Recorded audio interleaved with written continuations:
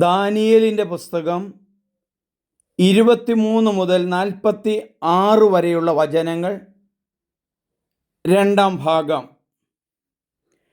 കർത്താവിൻ്റെ മുമ്പിൽ പാപം ചെയ്യുന്നതിനേക്കാൾ നിങ്ങൾക്ക് വഴങ്ങാതെ നിങ്ങളുടെ പിടിയിൽ അകപ്പെടുന്നതാണ് ഞാൻ ഇഷ്ടപ്പെടുന്നത്. സൂസന്ന ഉച്ചത്തിൽ നിലവിളിച്ചു. ആ ശ്രേഷ്ഠന്മാർ അവൾക്കെതിരെ അട്ടഹസിച്ചു.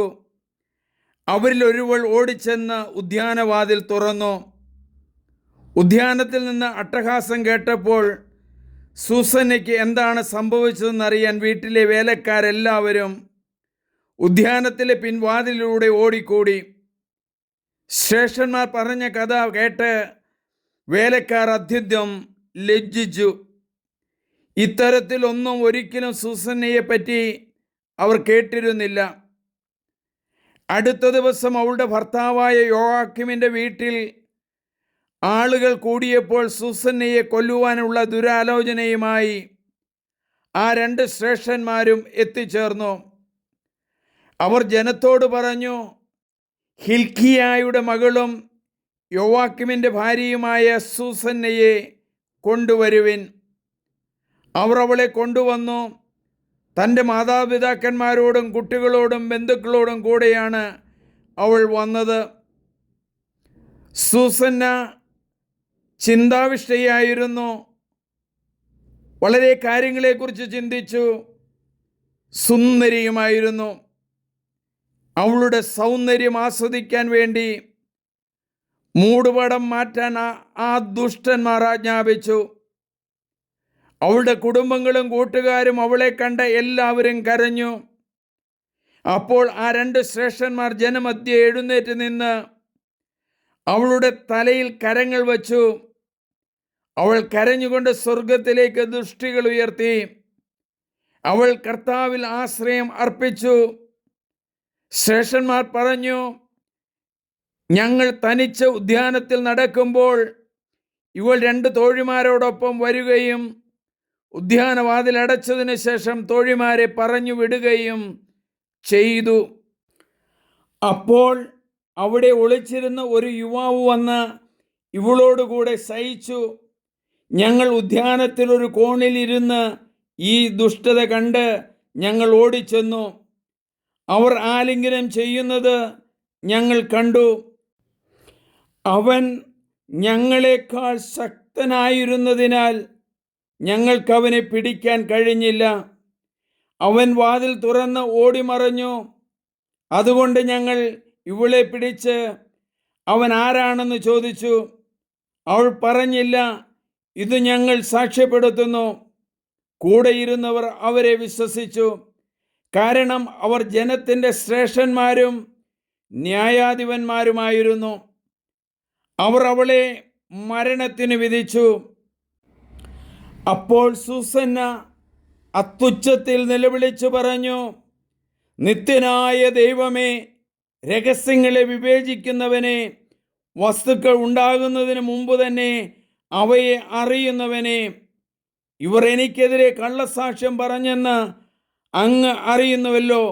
ഞാനിതാ മരിക്കാൻ പോകുന്നു. എങ്കിലും എനിക്കെതിരെ ദുഷ്ടതയോടെ ആരോപിച്ചിരുന്ന കാര്യങ്ങളിലൊന്നും ഞാൻ ചെയ്തിട്ടില്ല. കർത്താവ് അവളുടെ നിലവിളി കേട്ടു. അവൾ കൊലക്കളത്തിലേക്ക് ആനയിക്കപ്പെടുമ്പോൾ ദാനിയേൽ എന്ന പേരുള്ള ഒരു ബാലൻ്റെ പരിശുദ്ധമായ ആത്മാവിനെ കർത്താവ് ഉണർത്തി. അവൻ ഉച്ചത്തിൽ വിളിച്ചു പറഞ്ഞു, ഇവളുടെ രക്തത്തിൽ എനിക്കു പങ്കില്ല. നീ നിരപരാധിനിയെ ശിക്ഷയ്ക്ക് വിധിച്ചു. തെറ്റു ചെയ്തവനെ വെറുതെ വിട്ടു. അങ്ങനെ അന്യായമായ വിധികൾ നീ പ്രസ്താവിച്ചു. എന്നാൽ നീ അവളെ കണ്ട് എന്നത് സത്യമാണെങ്കിൽ ഞാൻ ചോദിക്കുന്നതിന് ഇപ്പോൾ ഉത്തരം പറയുക. ഏതു വൃക്ഷത്തിൻ്റെ ചുവട്ടിലാണ് ആലിംഗന ബദ്ധരായി അവരെ നീ കണ്ടത്? ഒരു കരയാമ്പൂ മരത്തിൻ്റെ ചുവട്ടിൽ അവൻ മറുപടി പറഞ്ഞു. ദാനിയേൽ പറഞ്ഞു, കൊള്ളാം.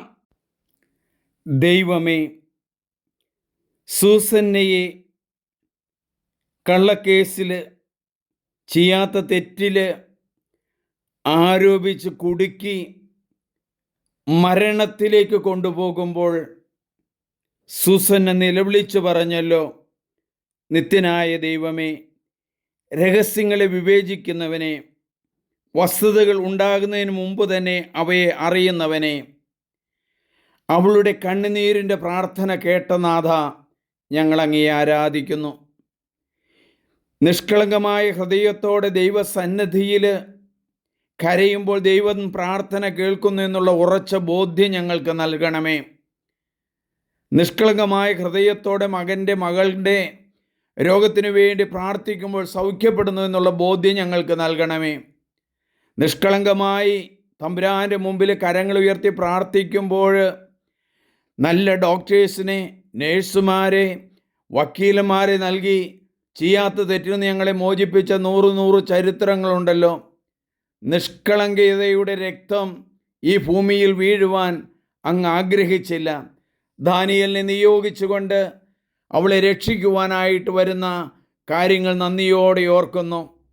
ദൈവമേ നന്ദി, ദൈവമേ ആരാധന.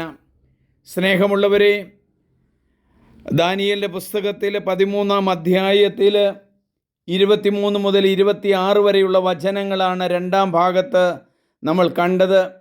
3-ാം ഭാഗം ഉടനെ തന്നെ വരുന്നതായിരിക്കും.